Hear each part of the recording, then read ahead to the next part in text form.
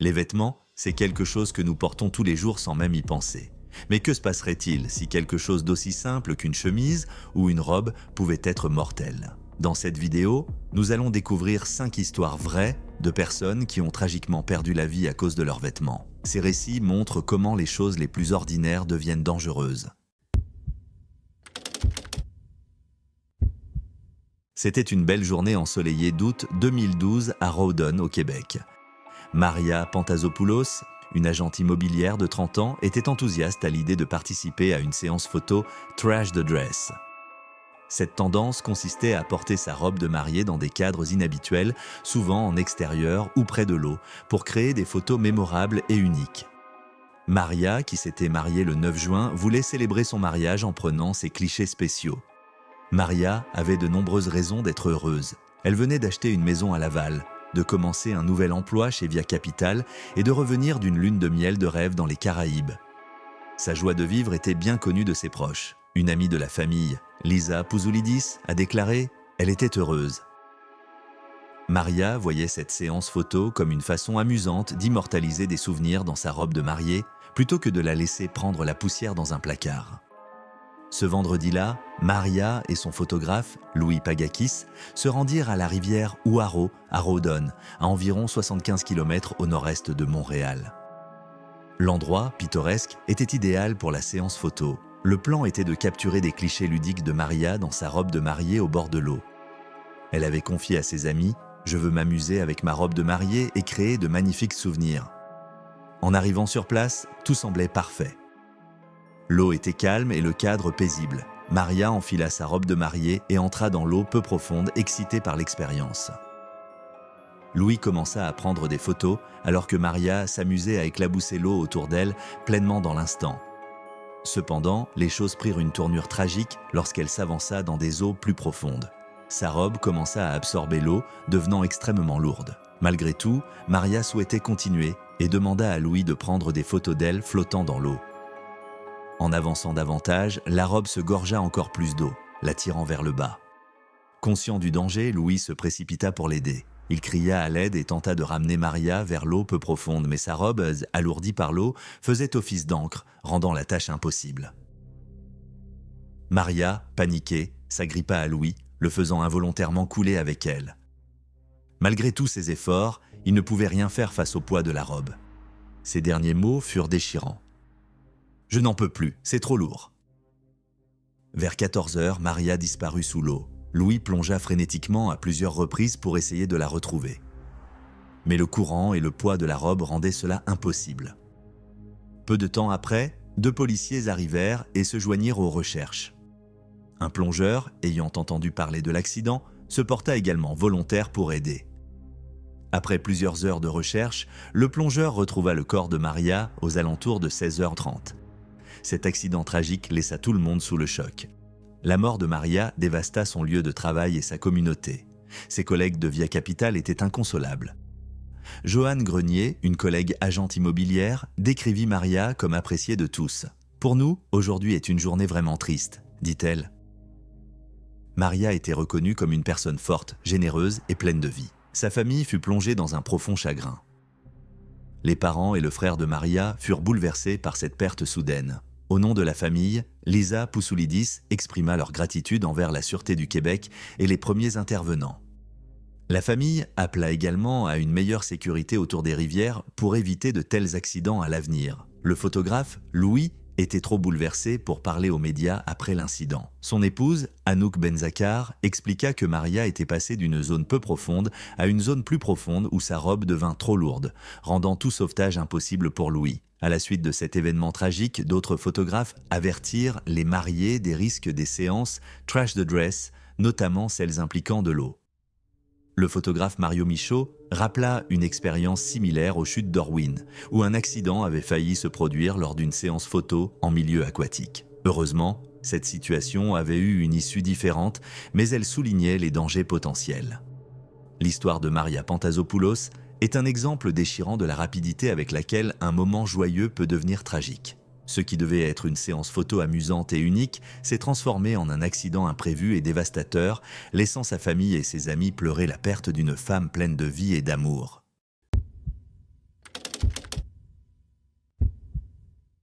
C'était le jour du Nouvel An 2015 à Saint-Joseph dans le Michigan.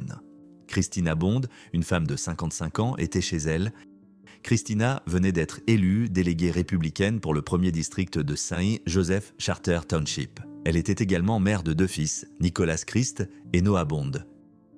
Christina était reconnue pour sa force et sa résilience. Son fils Nicholas l'a décrite comme « la soldate la plus puissante de Dieu sur terre ». Ancienne officier de la marine américaine, elle avait servi 2 ans comme policière militaire avant de devenir administratrice à la Southwest Michigan Community Action Agency. Ce jour-là, Christina ajustait un pistolet qu'elle portait dans un étui fixé à son soutien-gorge. Ce type d'étui, une invention relativement récente, est conçu pour permettre aux femmes de porter une arme de manière discrète. L'étui se fixe à l'avant du soutien-gorge, le pistolet étant dissimulé entre les seins grâce à une sangle reliée à l'étui en coque. Christina rencontrait des difficultés à bien ajuster son étui. Elle n'arrivait pas à le positionner correctement. En essayant de l'ajuster, la tête baissée, l'arme s'est accidentellement déclenchée. La balle l'a atteinte à l'œil. Le département de sécurité publique de Saint-Joseph a reçu un appel d'urgence et des agents ont été dépêchés au 396 Upton Drive. À leur arrivée, ils ont trouvé Christina blessée par balle à l'œil. Elle a été transportée d'urgence au Lakeland Hospital, puis évacuée par hélicoptère au Bronson Methodist Hospital de Kalamazoo. Malgré les efforts de l'équipe médicale, Christina est décédée le lendemain. Le directeur de la sécurité publique de Saint-Joseph, Mark Clapp, a fourni des détails sur l'incident. Il a expliqué au Kalamazoo Gazette que Christina avait des difficultés à ajuster son étui de soutien-gorge et qu'elle n'arrivait pas à le positionner comme elle le souhaitait. En baissant la tête pour l'ajuster, l'arme s'est déclenchée, mettant fin à sa vie de manière tragique. La mort de Christina a choqué sa communauté. Elle était un membre actif de son église, Road to Life Church, où elle avait été administratrice pendant 15 ans. Elle intervenait également à la prison du comté de Berrien, offrant soutien et conseil aux détenus. Sa foi et son dévouement envers sa communauté étaient évidents dans tous les aspects de sa vie. Carrie Lightfoot, propriétaire du magasin The Well-Armed Woman, a commenté la popularité croissante des étuis de soutien-gorge, soulignant que de plus en plus de femmes cherchent des moyens pratiques de porter une arme. C'est un choix naturel selon la taille de l'arme et, bien sûr, les préférences de la personne, a-t-elle déclaré. Elle a insisté sur l'importance pour les femmes de disposer d'options variées, leur choix vestimentaire changeant souvent d'un jour à l'autre. La vie de Christina Bond était marquée par de nombreux accomplissements. Après son service dans la marine, elle s'était lancée dans le culturisme et avait remporté le titre de Miss Michigan Figure Overall Champion en 2013. Sa passion pour la santé et le fitness illustrait une fois de plus sa détermination et sa force. Son avis de décès, publié dans le Herald Palladium, mettait en avant ses nombreux rôles et réalisations. Christina avait perdu 2 frères avant elle et laissait derrière elle ses 2 fils. Dans un message émouvant sur Facebook, son fils Nicholas a exprimé sa peine et son admiration pour sa mère. Il a écrit « Ma mère était la personne la plus forte que j'ai jamais connue. C'est grâce à elle que je suis devenu ce que je suis. Elle me donne la force de défendre ce en quoi je crois. » Bien que le rapport d'autopsie complet n'ait pas encore été finalisé, les circonstances entourant la mort de Christina étaient claires. Elle ajustait son étui de soutien-gorge lorsque l'accident s'est produit. Les experts estiment que pour que l'arme se déclenche, elle a dû soit la déloger de l'étui, soit involontairement approcher son doigt de la gâchette en essayant d'ajuster l'étui. Cet incident tragique soulève des questions importantes sur la sécurité et la praticité de certains accessoires pour armes à feu. Les étuis de soutien-gorge, bien qu'offrant un moyen discret de porter une arme, peuvent poser des risques importants s'ils ne sont pas utilisés correctement. La mort de Christina est un avertissement pour ceux qui utilisent ces dispositifs.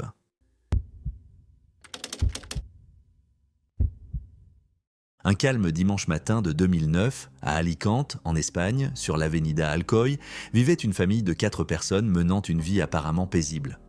Les parents, âgés de 49 et 50 ans, étaient d'origine marocaine. Ils avaient 2 filles, l'aînée, âgée de 18 ans, et la cadette de 12 ans. La famille gagnait sa vie en collectant et vendant des vêtements d'occasion, envoyant souvent le surplus au Maroc et en Algérie. Leur appartement, d'une superficie de moins de 60 mètres carrés, était petit. Au fil du temps, les parents développèrent un trouble compulsif d'accumulation connu sous le nom de syndrome de Diogène. Ce trouble les poussait à entasser de grandes quantités de vêtements, remplissant leur logement de cartons et d'habits. Malgré ces conditions de vie exiguës, la routine continuait. L'aînée aimait passer du temps sur Internet, veillant souvent tard dans la nuit. Ce matin-là, elle dormait dans une pièce voisine, inconsciente de la catastrophe imminente. Entre 8h et 9h, un événement tragique se produisit. Le plancher de l'appartement, situé au premier étage, céda sous le poids immense des vêtements accumulés. Sans avertissement, une partie de l'appartement s'effondra, faisant tomber des centaines de kilos de vêtements sur les parents endormis et leur fille cadette. La chute fut violente, les ensevelissant sous le poids des habits. L'aîné, profondément endormi, ne remarqua rien de l'effondrement. Les voisins, eux aussi, n'entendirent aucun bruit inhabituel. Ce n'est qu'aux alentours de 13h que la jeune fille se réveilla et ressentit que quelque chose n'allait pas. L'appartement était étrangement silencieux. En entrant dans la chambre de ses parents, elle découvrit que le sol s'était effondré, laissant des vêtements et des cartons éparpillés partout. Elle ne pouvait pas voir sa famille. Affolée, elle se mit à creuser frénétiquement dans le tas de vêtements, espérant retrouver ses parents et sa sœur. En fouillant, elle aperçut le bras de sa sœur cadette qui dépassait des débris. Réalisant la gravité de la situation, elle appela immédiatement la police. Les secours arrivèrent rapidement, mais leur mission s'avéra difficile. La quantité massive de vêtements ralentissait les opérations de sauvetage. Les policiers et pompiers travaillèrent sans relâche pour dégager les débris. Malheureusement, malgré leurs efforts, la fillette de 12 ans fut retrouvée en premier. Mais elle ne put être sauvée. Les pompiers continuèrent à fouiller et finirent par localiser les corps des parents, eux aussi sans vie. Une enquête fut ouverte pour déterminer les causes exactes de l'effondrement tragique. Les premiers rapports suggérèrent que les victimes avaient probablement été écrasées ou asphyxiées sous le poids des vêtements. Une autopsie fut ordonnée, l'asphyxie étant considérée comme la cause la plus probable du décès. L'ampleur de l'accumulation choqua aussi bien les enquêteurs que les voisins. Le balcon à l'arrière de l'appartement débordait de cartons et de vêtements, révélant l'étendue des objets accumulés au fil des années. L'appartement était si surchargé que cela avait contribué à l'effondrement structurel. La perte dévasta la fille survivante. Non seulement elle devait affronter le traumatisme d'avoir perdu toute sa famille, mais elle se retrouvait également confrontée à la dure réalité des conditions qui avaient conduit à leur mort. Cet incident mit en lumière les dangers de l'accumulation compulsive, en particulier dans des espaces restreints et surchargés. Il sensibilisa également au syndrome de Diogène, un trouble souvent ignoré, mais capable de provoquer des conséquences dramatiques. Ce tragique événement reste un exemple poignant de la manière dont des comportements non maîtrisés, comme l'accumulation compulsive, peuvent mener à des catastrophes. Il souligne l'importance de chercher de l'aide avant que la situation ne devienne incontrôlable. Par une froide soirée de 2015, à Stony Creek Township, en Pennsylvanie, James Shaffer, un homme aveugle de 68 ans, se trouvait seul chez lui, comme il l'était depuis 25 ans. Malgré son handicap, James était connu dans sa communauté pour son intelligence et son indépendance. Ce soir-là, ressentant une douleur à la jambe, il décida de chauffer une serviette au micro-ondes pour apaiser la douleur. Ce geste simple allait cependant provoquer un drame qui bouleverserait toute sa communauté. James plaça la serviette sèche dans le micro-ondes, inconscient du danger potentiel. En seulement 15 secondes, la serviette prit feu. Aveugle et incapable de voir les flammes, il retira la serviette en feu du micro-ondes, mais son geste mit accidentellement le feu à sa chemise en flanelle. Les flammes se propagèrent rapidement, enveloppant ses vêtements. Conscient du danger, James réagit immédiatement. Il courut dans le couloir jusqu'à la salle de bain, les flammes léchant légèrement la moquette sur son passage. Parvenant à atteindre la douche, il utilisa le pommeau pour éteindre le feu, mais pas avant d'avoir subi de graves brûlures sur 80% de son corps. Malgré la douleur intense, James resta étonnamment calme. Lorsque les pompiers d'Oakland arrivèrent sur les lieux, ils furent confrontés à une scène déchirante. James, couvert de brûlures, était conscient et faisait preuve d'un calme surprenant.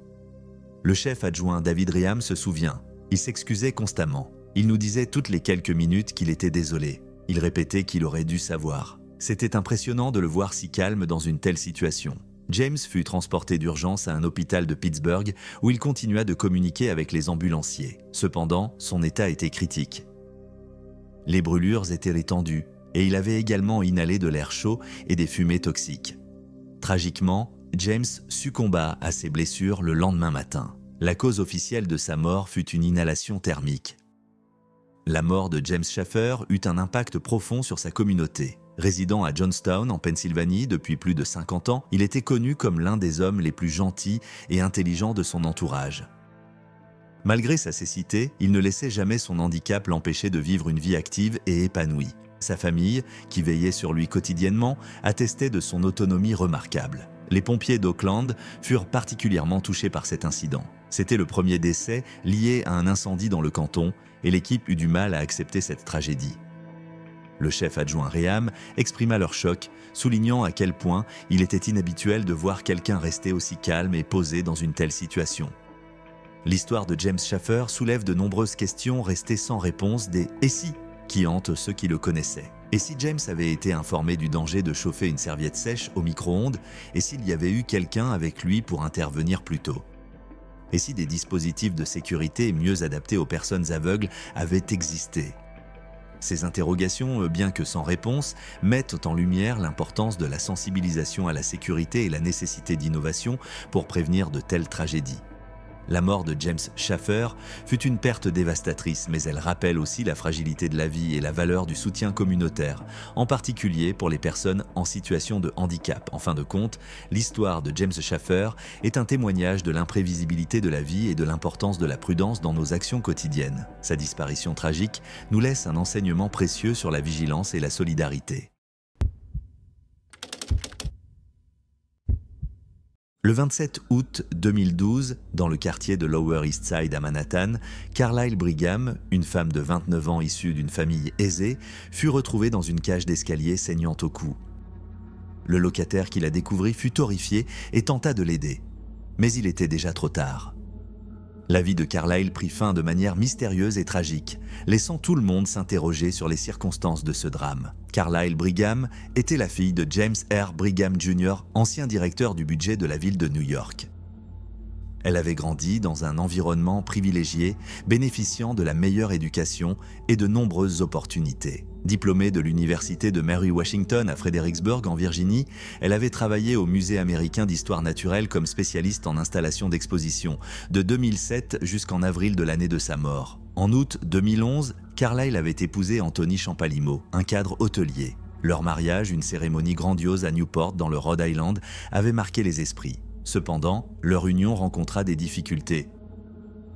Et le couple se sépara un an seulement après leurs noces. Cette séparation bouleversa Carlyle qui commença à lutter contre une dépendance à l'alcool. Son père, très inquiet pour elle, prévoyait de l'emmener dans un centre de désintoxication. Dans la soirée du 26 août 2012, Carlyle avait assisté à un mariage à Washington, D.C., avant de rentrer à New York avec des amis. Ensemble, ils continuèrent à boire abondamment dans un bar nommé Sixth Ward, près de l'appartement où elle séjournait. D'après ses amis, Carlyle était si ivre qu'ils durent parfois la porter. Carlyle logeait temporairement chez un ami platonique au 191 Orchard Street, ayant perdu les clés de son propre appartement. Le matin du 27 août, cet ami partit travailler tandis qu'elle continua de boire.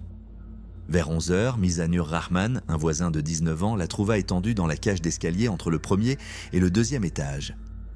Elle était face contre terre, entourée d'une mare de sang. Mizanur tenta de pratiquer un massage cardiaque, mais il était évident que Carlyle était gravement blessé. Son cou portait une énorme plaie et son menton était brisé. À côté d'elle se trouvait un portefeuille et un grand sac à main contenant des vêtements. Les secours arrivèrent rapidement et la transportèrent au Beth Israel Medical Center où son décès fut prononcé. L'enquête initiale laissa penser que les blessures de Carlyle étaient si graves qu'il s'agissait peut-être d'une agression. La police examina les hypothèses de meurtre ou de suicide avant de se concentrer sur la probabilité d'une chute accidentelle. Carlyle portait des talons hauts et des vêtements blancs, ce qui aurait pu contribuer à une chute sur les marches en marbre. Son père, James Brigham, s'était rendu d'urgence depuis Saint-Louis pour l'accompagner en désintoxication. Apprendre la mort de sa fille le bouleversa profondément. L'ancien maire Ed Koch, qui avait travaillé avec lui, se souvint de l'appel déchirant où James, en larmes, lui annonça la tragédie. Le médecin légiste de New York conclut que la mort de Carlyle était un accident tragique, causé par un traumatisme contondant à la tête et au cou. L'autopsie révéla qu'elle ne s'était pas vidée de son sang, mais que ses blessures correspondaient à un choc violent à la tête et au cou dû à la chute. Elle avait également des fractures au bras, probablement causées par une tentative désespérée de se rattraper. La mort de Carlyle laissa sa famille et ses amis anéantis. Elle était décrite comme belle et généreuse, captivant tous ceux qui la rencontraient. Son mari, Anthony Champalimaud, se trouvait à Londres pour affaires lors de son décès. Ils espéraient se réconcilier, mais leurs projets furent tragiquement interrompus.